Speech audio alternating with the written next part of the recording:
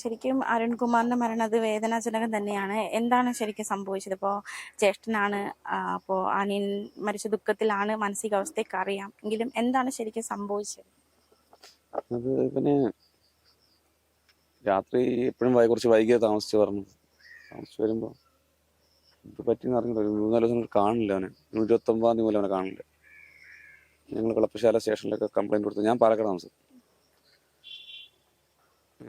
ഞാൻ പാലക്കാടാണ് താമസം. എൻ്റെ ഒരു മാസം എൻ്റെ പപ്പ മരിച്ചോളൂ.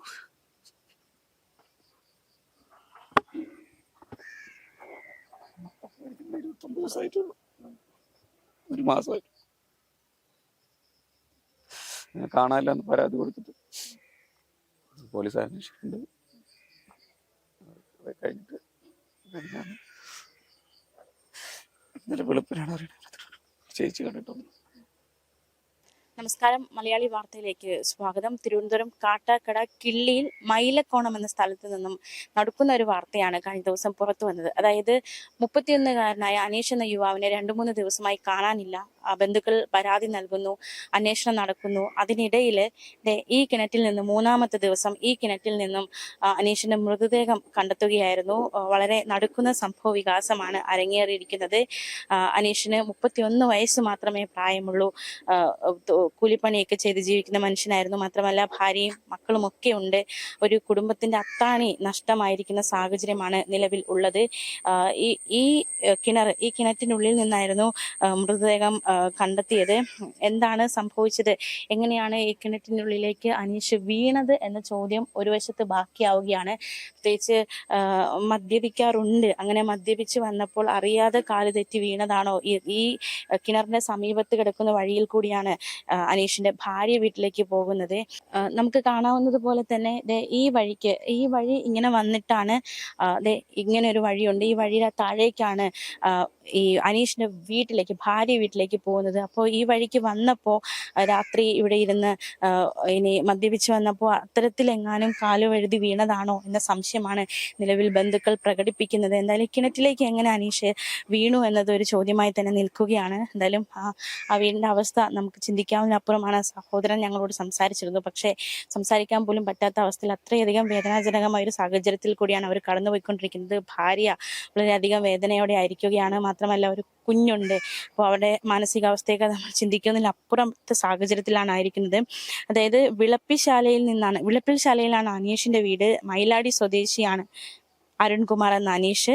അന്ന് രാത്രി, അതായത് സംഭവം നടക്കുന്ന രാത്രി, കാണാതാകുന്ന രാത്രി 11 മണിയോടുകൂടി ഭാര്യയുടെ വീടായ കിള്ളി ഭാഗത്ത് നിന്നാണ്, അതായത് ഈ മൈലേക്കോണം ഭാഗത്ത് നിന്നാണ് കാണാതാകുന്നത്. പിന്നാലെ വീട്ടുകാർ സമയം ഒട്ടും തന്നെ വൈകിക്കാതെ പോലീസിൽ പരാതി നൽകുന്നു. പോലീസ് അന്വേഷണം ഒക്കെ നടത്തുകയായിരുന്നു. ഇതിനിടയിലാണ് കഴിഞ്ഞ ദിവസം മൈലേക്കോണത്തിന് സമീപത്തുള്ള പഞ്ചായത്ത് കിണറ്റിൽ നിന്ന് മൃതദേഹം കണ്ടെത്തിയത്. ഒരു പഞ്ചായത്ത് കിണറാണ്. ഈ പഞ്ചായത്ത് കിണറ്റിൽ നിന്നാണ് മൃതദേഹം കണ്ടെത്തിയിരിക്കുന്നത്. മാത്രമല്ല സംഭവത്തിൽ അനീഷിന്റെ കുടുംബാംഗങ്ങൾ ദുരൂഹത ആരോപിച്ച് രംഗത്ത് വന്നിട്ടുണ്ട്. എങ്ങനെയാണ് ഇത് സംഭവിച്ചെന്ന കാര്യത്തിൽ അവർക്കൊരു ആശയക്കുഴപ്പമുണ്ട്. എങ്ങനെ കിണറ്റിലേക്ക് വീണു? നമുക്ക് ഇത്രയും കൈവരി പൊക്കം നമുക്ക് കാണാൻ സാധിക്കും. ഈ ദൃശ്യങ്ങളൊക്കെ വ്യക്തമാണത്. ഇത്രയും കൈവരി പൊക്കമുണ്ട് ഈ കിണറിന്.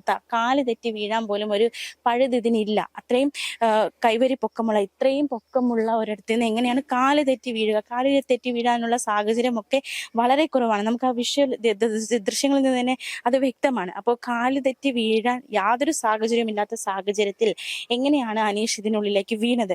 ഇനി ഇതിന് മുകളിൽ എങ്ങാനും ഇരുന്നപ്പോൾ തെറ്റി വീണതാണോ എന്നൊരു ചോദ്യവും കൂടി അവശേഷിക്കുന്നുണ്ട്. ഇതിന് മുകളിൽ കയറിയിരുന്നപ്പോൾ അത്തരത്തിൽ വീണതാണോ എന്നൊരു ചോദ്യം, അത്തരത്തിലൊരു സംശയം പ്രകടിപ്പിക്കുന്നുണ്ട്. നല്ല ആഴമുള്ള കിണറാണ്. നമുക്ക് കാണാൻ സാധിക്കുന്ന പോലെ നല്ല ആഴത്തിലുള്ള കിണറാണ്. ഈ കിണറ്റിൽ നിന്നാണ് അനീഷിന്റെ മൃതദേഹം കണ്ടെത്തുന്നത്.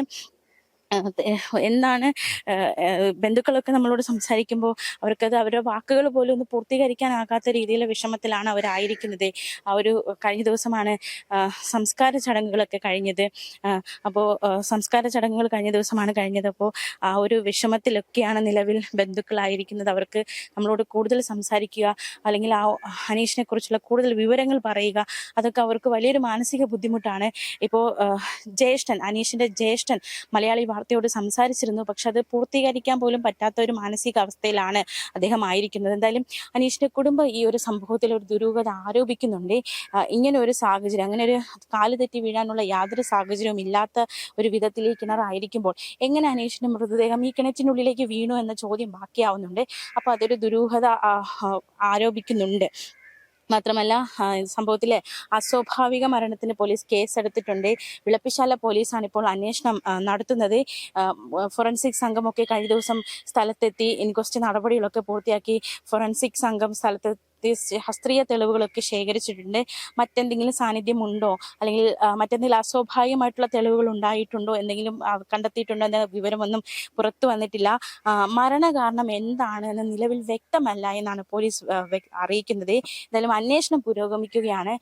അന്വേഷണത്തിൽ ഒടുവിൽ മാത്രമേ മറ്റെന്തെങ്കിലും അസ്വാഭാവികതയുണ്ടോ, എന്തെങ്കിലും ദുരൂഹതയുണ്ടോ എന്ന ചോദ്യത്തിനൊക്കെ ഒരു വ്യക്തത വരികയുള്ളൂ. എന്തായാലും നിലവിൽ വലിയൊരു നടക്കുന്നതാണ്. നമുക്കറിയാം, മരണം എപ്പോഴും അത് നമ്മളെ ഒരു മനുഷ്യന്റെ ജീവൻ പോകുന്നത്, അല്ലെങ്കിൽ ഒരു മനുഷ്യന്റെ വേർപാട്, അത് നികത്താനാകാത്ത നഷ്ടം തന്നെയാണ്.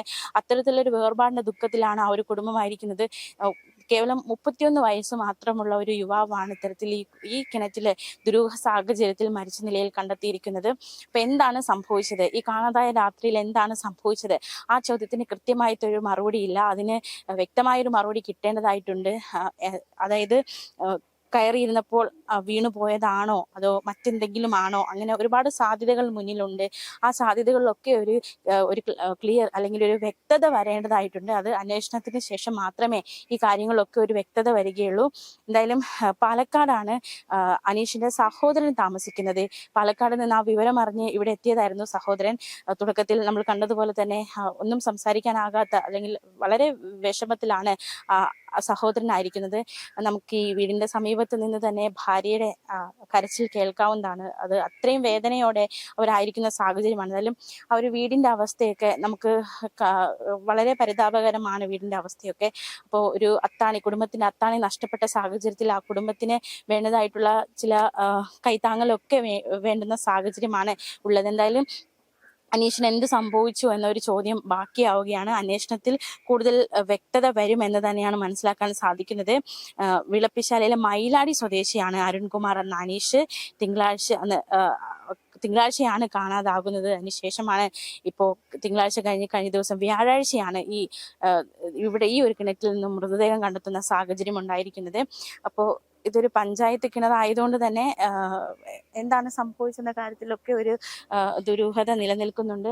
മാത്രമല്ല, നമ്മൾ ആ കിണറിന്റെ ദൃശ്യങ്ങളൊക്കെ കാണുമ്പോൾ നമുക്ക് മനസ്സിലാക്കാൻ സാധിക്കുന്നുണ്ട്, ഇത്തരത്തിൽ ഒരു കിണറ്റിൽ എങ്ങനെയാണ് അങ്ങ് വീണു പോകുക എന്ന ചോദ്യമൊക്കെ ഉയരുന്നുണ്ട്. എന്തായാലും രണ്ട് ദുഃഖമാണ് ഈ കുടുംബത്തെ തേടി എത്തിയിരിക്കുന്നത്. ആദ്യം ഈ മരിച്ച അനീഷിന്റെ പിതാവ് മരിച്ചിട്ട് കുറച്ച് ദിവസങ്ങൾ മാത്രമേ ആകുന്നുള്ളൂ. ആ ഒരു ദുഃഖത്തിലായിരിക്കവെയാണ് അനീഷിന്റെ മരണവും കൂടി സംഭവിക്കുന്നത്. അങ്ങനെ ആകെ മൊത്തം ആ കുടുംബത്തിന് വലിയൊരു വേദനയാണ് ഇപ്പോൾ ഉണ്ടായിക്കൊണ്ടിരിക്കുന്നത്. എന്തായാലും ഇപ്പോൾ സഹോദരൻ നമ്മളോട് പ്രതികരിക്കുമ്പോൾ തന്നെ അദ്ദേഹത്തിന്റെ വാക്കുകൾ പൂർത്തീകരിക്കാനാകാത്ത സാഹചര്യമാണ്. വളരെ വേദനയോടെയാണ് മലയാളി വാർത്തയോട് പ്രതികരിച്ചത് തന്നെ. അപ്പോൾ കൂടുതൽ അദ്ദേഹത്തിന് സംസാരിക്കാനുണ്ട്, പക്ഷേ അത് പറയാനാകാത്ത ഒരു മാനസികാവസ്ഥയിലാണ് ആയിരിക്കുന്നത്. പിതാവിന്റെ മരണം തൊട്ട് ഇപ്പുറം തന്നെ അനുജന്റെ മരണവും കൂടി താങ്ങാനാകാത്ത സാഹചര്യത്തിലാണ് ആ കുടുംബമായിരിക്കുന്നത്.